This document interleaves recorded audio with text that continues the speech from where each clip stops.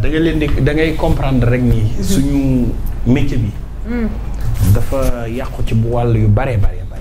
tey jii y a beaucoup de gens yoo xamante ni si ils sont dans la presse ils sont entrés par infraction et la presse a été toujours tolérante dem na ba permettre ay autodidactes ñuy exercer le journalisme des gens qui n'ont pas appris à l'école du journalisme yàgg dans les rédactions ba tax ñu reconnaître leen au niveau de la commission pour la carte de presse ndax am nañu yàgg nañ toog ci biir rédaction bi ñu leen di jàngal ci lu toll ci fukki at ak lu topp ba tax ñu jàpp ne war nañu mën a doon nit yoo xamante ni si ils peuvent exercer le métier du journalisme wax saa bu ci nit di liggéey dañu lay wax ni la ngay moytu accident làmmiñ nga koy waaj di ko waaj bala ngaa wax loolu moo tax à chaque fois parfois nga gis ñi ñu sëgg ci seen téléphone yi nit ñi ni kii de dañ koy dicter li muy wax déedéet on prépare ce qu'on doit dire minimum il y a des gens qui ont fait 10 ans dans les rédactions plus que ça les Fatima les Omar moi je peux dire que j'ai exercé plus de 7 ans mais à chaque fois sur le plateau j'écris et je ne fais pas de débat de personne waxu nit du ma ko wax nekk ci nit di wax ci moom et je ne fais pas de propagande politique fii avant l'accession au pouvoir du nouveau régime xaw tuuti ñu daan laalante ci plateau yi parce que dafa am ñoo xam ne dañu amoon taxawaay di défendre une cause politique ci journalisme li ñu jàngal booy exercer chronique mu doon genre journalistique dafa am ay fondamentaux yoo xam ni moom nga war a téye waru ko moy ñu nekk ci loolu ba tey jii le régime de Pastef ñëw au pouvoir même sa waajur bu dee mooy président de la République il ne t'est pas permis de tout dire xel amul limite mais dañ koy tëj parfois sa xel toog ci ab jullit di xalaat ni ku sàkk yàlla xel mu koy xalaat mais sa làmmiñ du ko tudd sa xol du ko gëm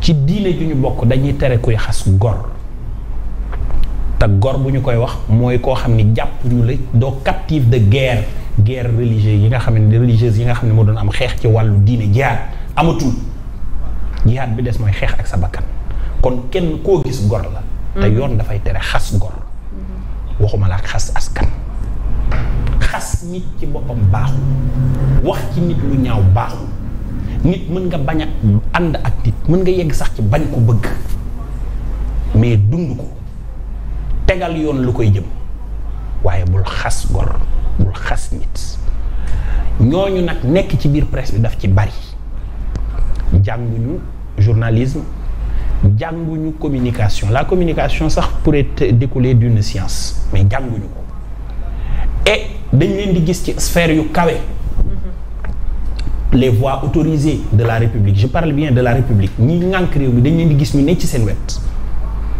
day mel ni donc loolu tax na lu leen neex def lu leen neex wax li tënk am réew mooy ay frontières ki nitam ak i loi même le président de la République il ne lui est pas permis de tout dire masamalaak ñi mu yilif ak ñi fare ci moom te bu ñu gisee ñu di ko def saa yu amee ñu mel ni ñu génn ni lii kii dañ ko war a bàyyi dem sax wuti ji ñu defoon lu mel noonu nit ñi defoon nañ ko fi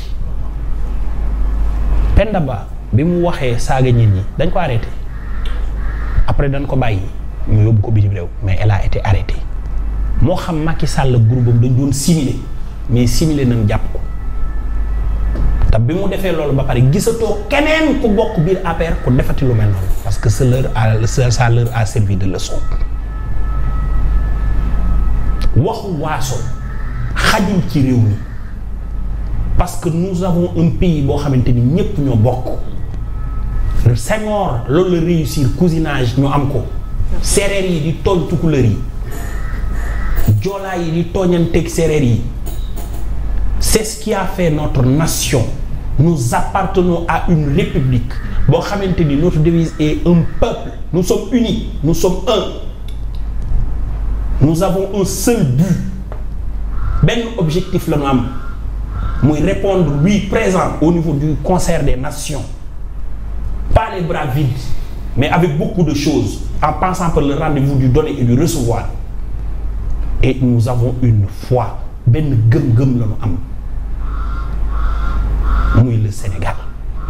Donc ce sont des valeurs yoo xam ne dañ ko war a protéger. Il ne faut pas ñuy verser là-dessus.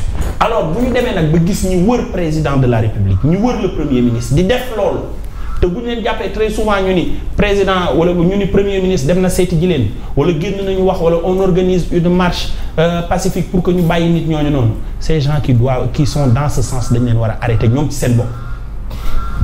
Parce que déggoon ngeen fi bu yàggul dara ñu topp fi ay nit ci lu ñuy wax luy mel ni luy indi bottente ay xeet ba wax ko kon ñoom bu ñu leen déggee tey ñuy wax loolu ils doivent servir de leçon dañ leen non seulement les autorités doivent prendre leurs responsabilités et ñeneen ñiy wax ni dañ leen war a défendre ñoom ci seen wàllu bopp dañ leen war a tegaale ci yoon ñu xam ni kër gi dañu bokk ndey ak baay ku ne nag am nga néeg booy fanaan mooy les partis politiques mais li ñu bokk mooy le Sénégal te dañ ko war a préserver ñu am havre de paix bi ñu yor ñu maintenir ko parce qu'on a vu des pays yoo xamante ne loolu dafa am ba indi fa ay féewaloo par exemple on peut citer l'exemple du Rwanda 94 le problème des Hutsis et des Tutsis etc.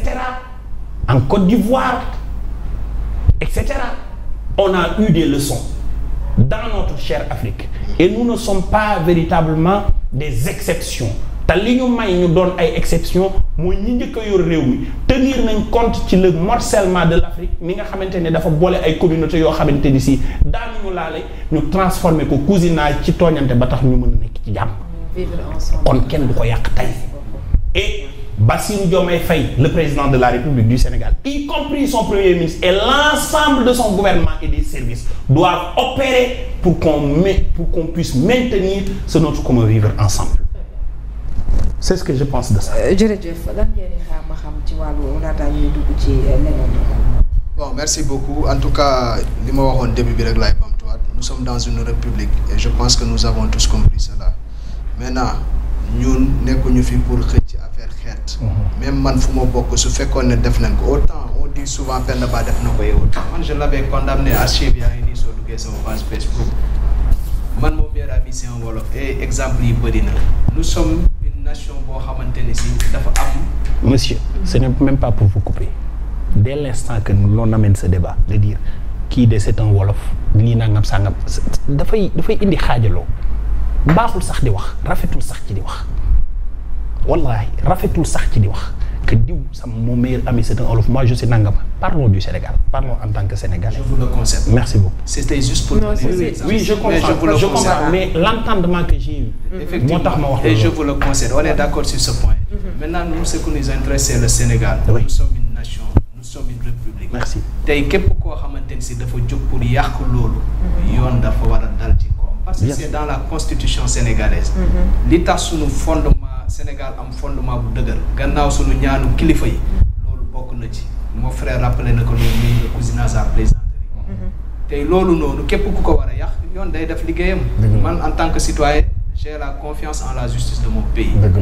nekkuma fi di saaga kenn di xas kenn bi ma déggee lu neexul def naa li nga xamante ni si yoon moo ma ko may jóg naa dem xooli yoon porter plainte. Bien sûr. Et je salue encore une fois justice bi nu ñu taxawee. Je respecte la justice de mon pays te am naa yaakaar ne cas bi dinañ ko diligenter ne serait-ce que pour protéger pour préserver la cohésion nationale. Ne serait-ce également pour que ñu servir leçon ñi nga xamante ni si dañoo taxaw ci yoon boobu parce que c'est pas du tout normal képp ku ko def dañ la war a sanctionner. ñun ay sénégalais lañu benn république la ñu am te képp koo xamante ni si yaa ngi jéem a wàcc ci principe yeeg fondement yi yoon daf la war a teg ci yoon. Voilà. Merci beaucoup Maham ci kàddu yooyu mu daanale ñu koy dalal il nous a rejoint muy Mountaga Fadiga di président convergence syndicale des travailleurs bu Sénégal n'est-ce pas. C'est ça. mu ngi noonu ñu ngi lay nuyu bu baax a baax di la dalal jàmm ci suñu plateau. Merci beaucoup soxna Fatima et excuse par rapport ak retard bi c'est a été indépendamment de ma volonté ak embouteillage bu métti waa mi. On a compris.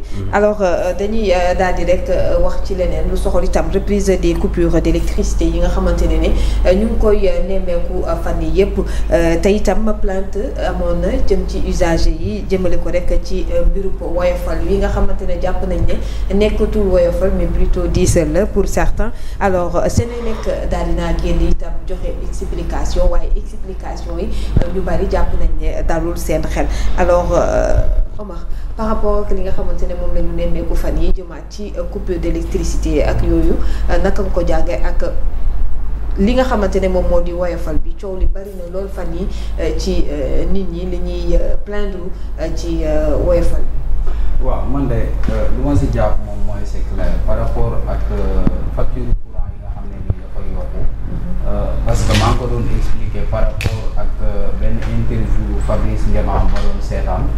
boo xoolee en fait xam nga dafa am benn compensation financière boo xam ne état da koy defal Senelec. léegi je pense que subvention bi c'est à hauteur de 100 milliards par année.